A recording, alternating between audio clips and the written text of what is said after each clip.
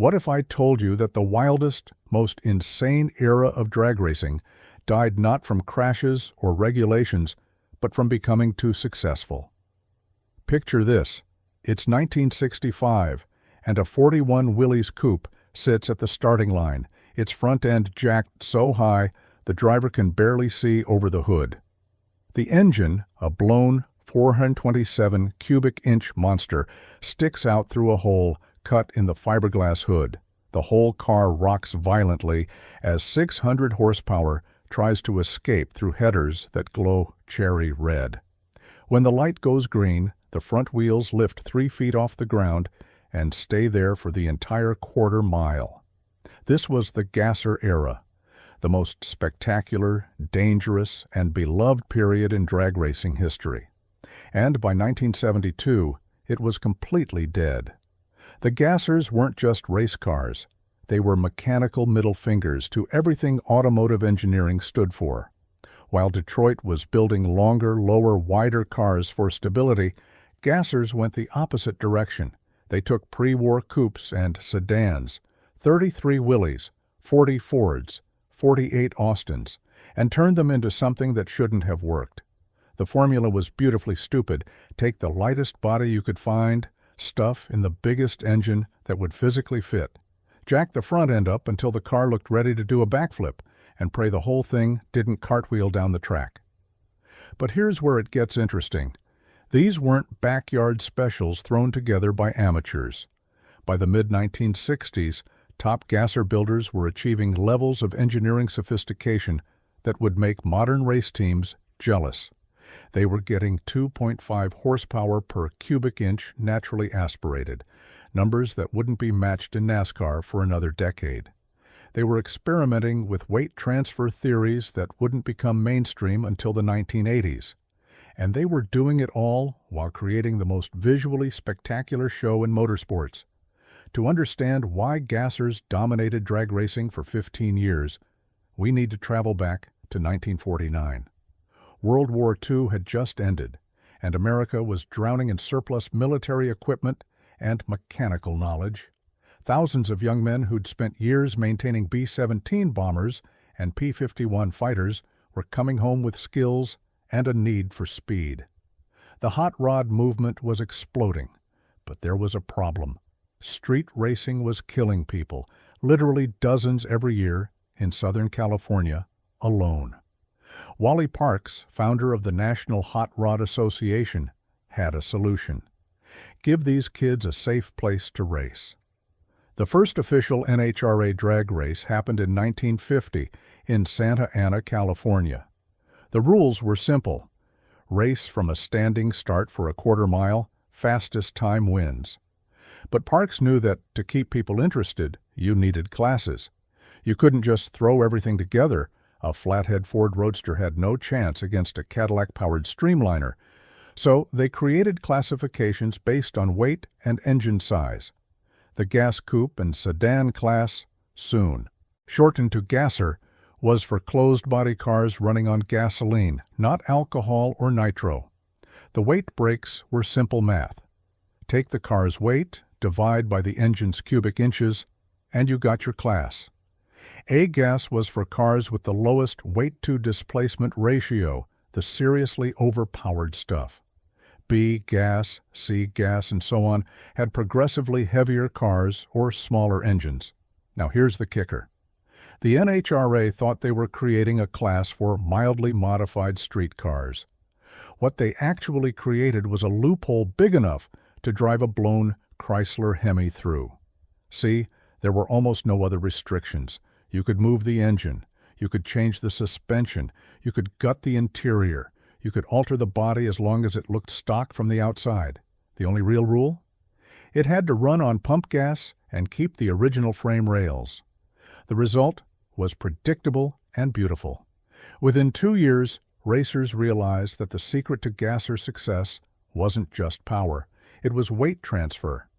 Drag racing is all about traction. You can have 1,000 horsepower, but if the tires won't hook up, you're just making expensive smoke. The solution seemed counterintuitive. Raise the car's center of gravity. By jacking up the front end and moving weight backward, gassers could transfer more weight to the rear wheels during launch. The higher the front, the more leverage you had. It was basic physics, the same principle that makes a wheelie bar work, except these madmen were using the entire car as a lever. A typical A gas car by 1960 had its front end raised 6 to 8 inches above stock. The engine was moved back 25%, the maximum the rules allowed. The driver sat so far back that in some cars they were practically sitting on the rear axle. The engineering got serious fast. Stone, Woods, and Cook, the most famous gasser team of all time, had their weight distribution down to a science. Their 41 Willys weighed 2,350 pounds with 68% of the weight on the rear wheels when sitting still. At launch, weight transfer pushed that to nearly 90%. They calculated that every inch of front-end height was worth about 2% more weight transfer. But go too high and the car became unstable. It was a knife's edge balance. Let's talk about that 41 Willys for a moment, because it became the definitive gasser body. Willys Overland had built these little coupes as economy cars during the Depression. They were cheap, ugly, and nobody wanted them. The body was narrow, just 58 inches wide, and tall. The wheelbase was short at 100 inches. They weighed nothing, about 2,400 pounds stock. In other words, they were perfect. By 1962, a good Willys body was worth more than a new Corvette. Racers were scouring junkyards across America, pulling Willys coupes out of farmers' fields and abandoned barns. Some teams bought 3 or 4 bodies just to have spares. The smart ones started making fiberglass copies. Tasca Ford commissioned a run of lightweight Willys bodies that weighed just 180 pounds. The original steel body weighed 450. But the real magic happened under the hood, or more accurately, through the hood, because by 1963, most gasser engines didn't fit under anything. The progression was relentless. In 1955, a hot gasser ran a 265 cubic inch Chevy V8, making maybe 200 horsepower. By 1960, they were running 409s and 425s, making 450. By 1965, the top cars had 427 and 428 cubic inch monsters, putting out 600, even 700 horsepower. The engine tech was absolutely cutting edge. These weren't just big motors, they were engineering masterpieces. Take Big John Mazmanian's 41 Willys. His 427 Chrysler Hemi had been bored and stroked to 505 cubic inches, about as far as you could push the block without it splitting in half.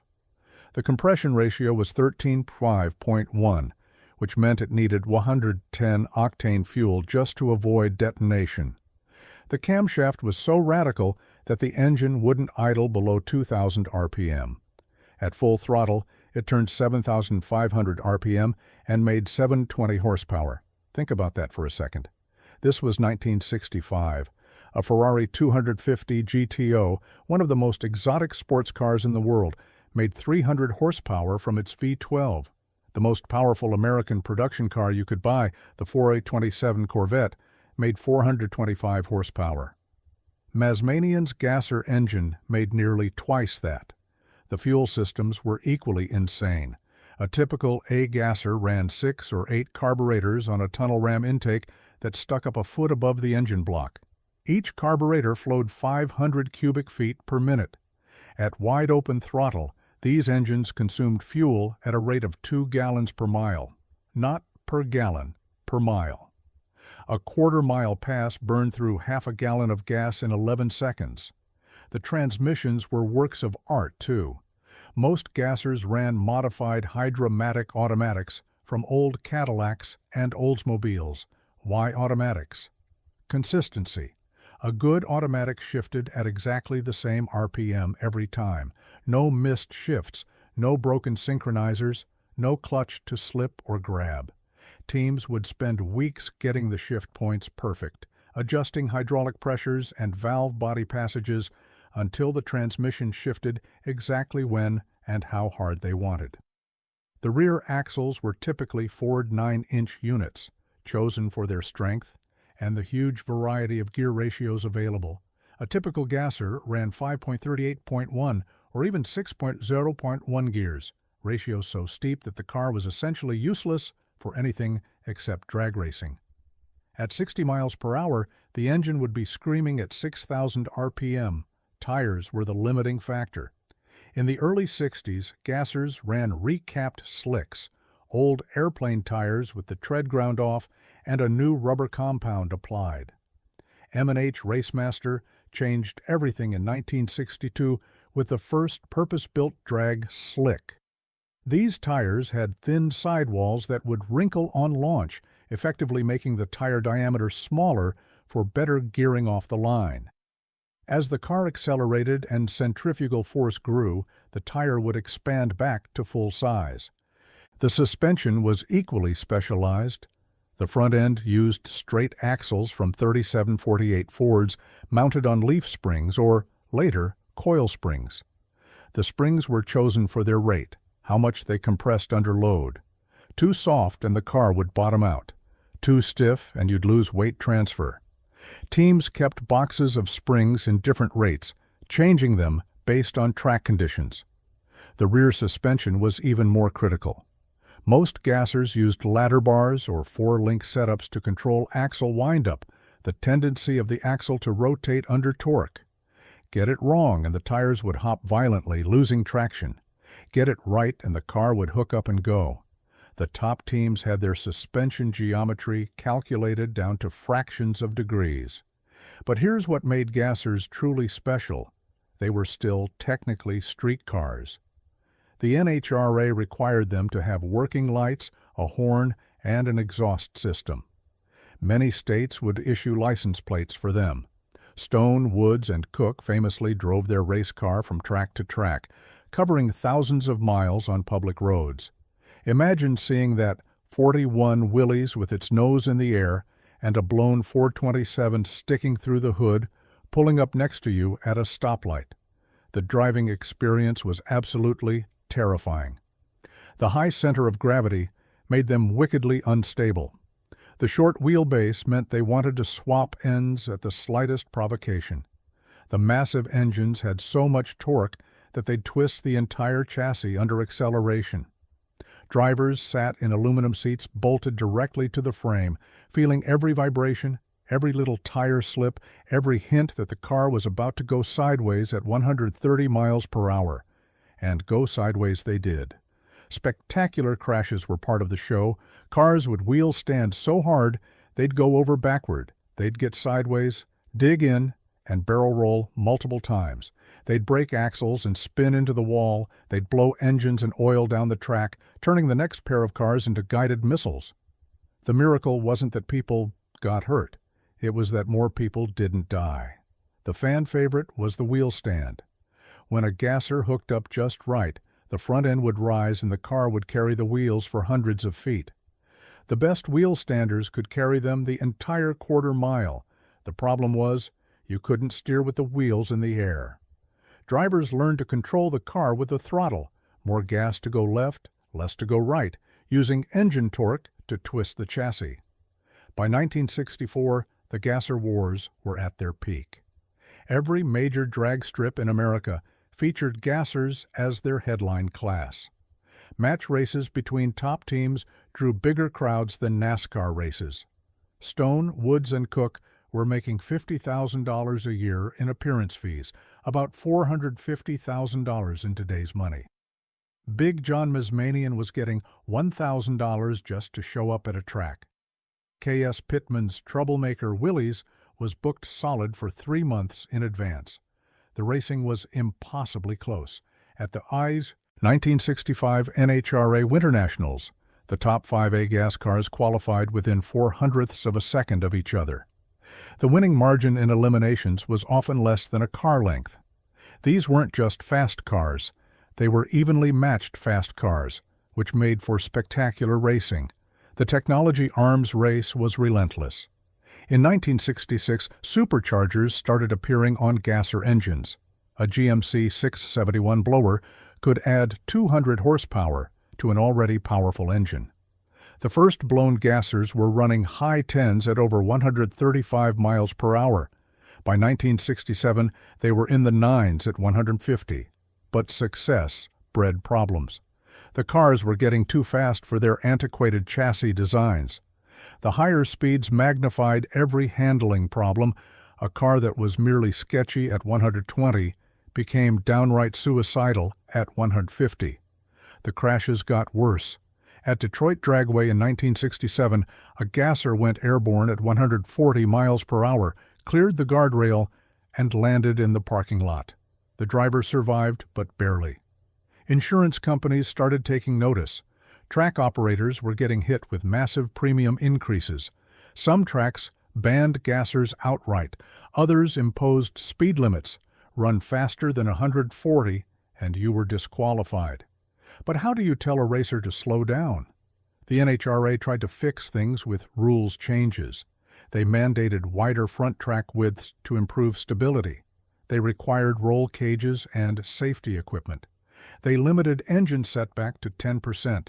They banned certain lightweight components. Every change was met with howls of protest from racers who'd spent thousands of dollars building cars to the old rules. But the real killer was something nobody saw coming: the funny car. In 1964, Mercury commissioned Jack Chrisman to build a series of Comet match race cars with the body moved backward on the chassis. The engine sat where the driver used to be. The driver sat where the back seat used to be. It looked funny, hence the name. But it worked. The weight distribution was perfect for drag racing. Soon, everyone was building funny cars. They took fiberglass copies of new muscle cars, Mustangs, Camaros, Barracudas, and mounted them on tube chassis with the engine in front of the driver. They were faster than gassers, more stable, and critically, they looked like cars people could buy. Ford, Chrysler, and GM started pouring money into funny car racing. The factories wanted to sell new cars, not promote 1941 Willys coupes. The fans loved funny cars too. They were just as spectacular as gassers, but more relatable. When Don Prudhomme's Snake Plymouth Cuda did a burnout, every kid in the stands who had a Cuda at home got excited. When a Willys did a burnout, it was just some old car their grandfather might have driven. By 1968, the writing was on the wall. Top gasser teams were converting to funny cars. Stone, Woods, and Cook parked their famous Willys and built a Mustang funny car. Big John Masmanian turned his Willys into a funny car by extending the front end and moving the engine forward. The traditional gasser was becoming extinct. The NHRA delivered the killing blow in 1972 when they eliminated the gas classes entirely, replacing them with competition eliminator categories that lumped gassers in with dragsters and other door cars.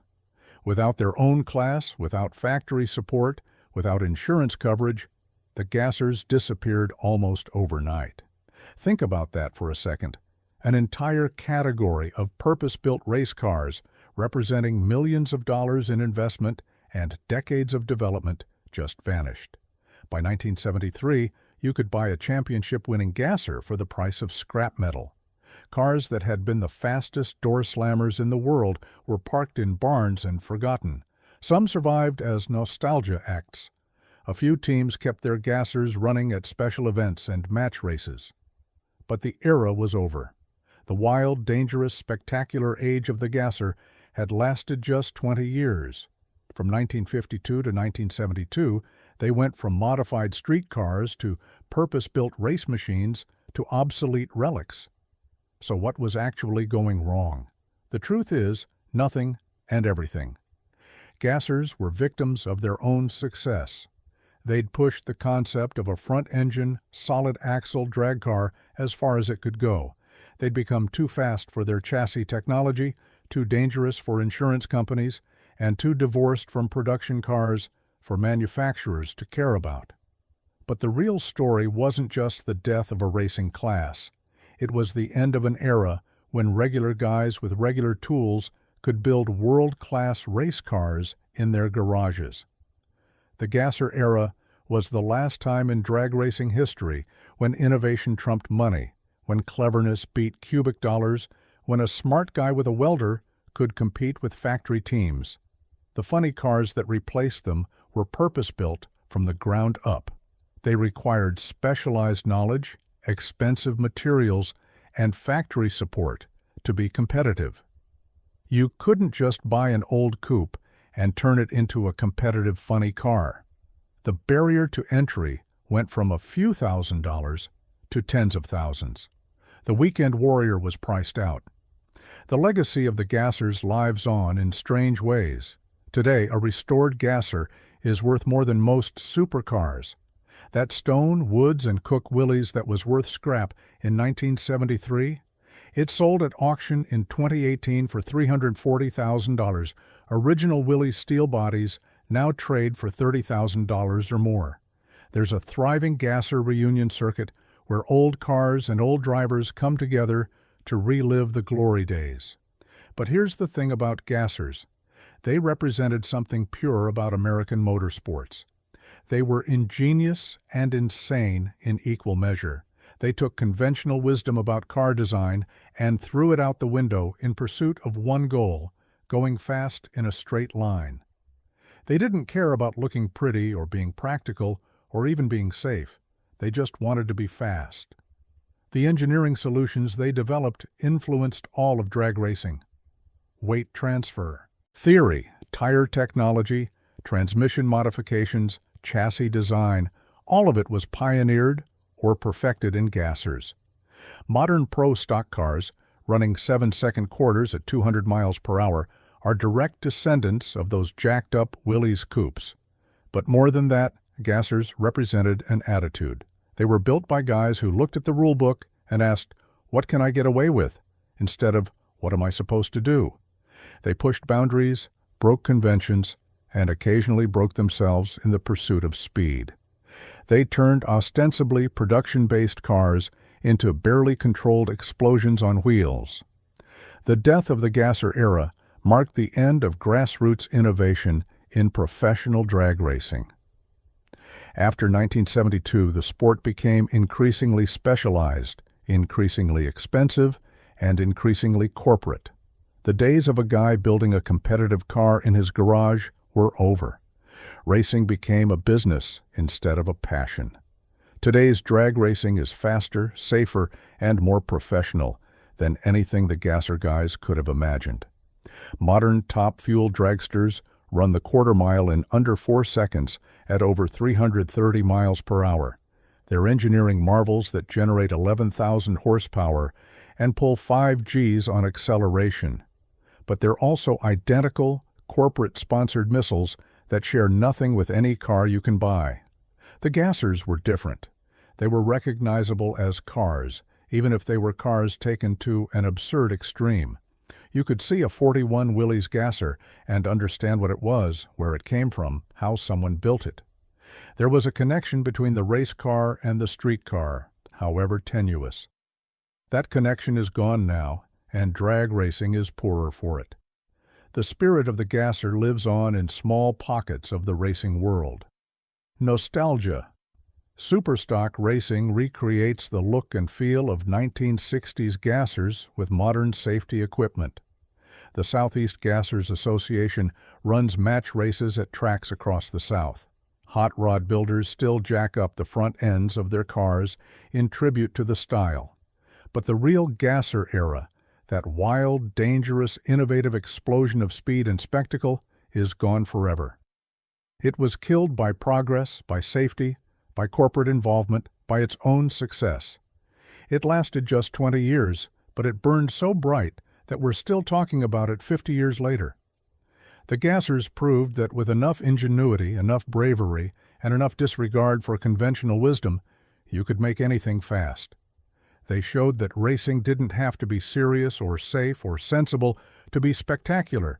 They demonstrated that sometimes the best engineering solution is the one that looks completely insane but somehow works. That 41 Willys with its nose in the air and its engine hanging out remains one of the most iconic images in all of motorsports. It's a symbol of American hot rodding at its purest. Take something nobody wants, make it faster than anything else, And don't worry too much about the consequences. It's beautiful in its purposefulness, terrifying in its execution, and absolutely perfect in its imperfection. The gasser era died in 1972, but its spirit, that uniquely American combination of innovation, determination, and controlled insanity, lives on in every garage builder who looks at a rule book and thinks, "I wonder how far I can push this."